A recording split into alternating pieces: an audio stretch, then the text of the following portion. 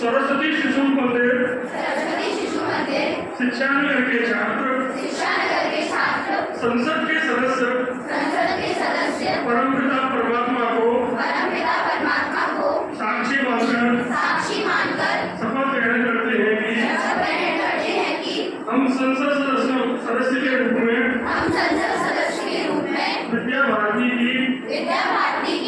योजना के अंतर्गत चल रहे अपने विद्यालय के वातावरण को संस्कारक्षम बनाने एवं भैया बहनों के विकास में सक्षम बनाने के लिए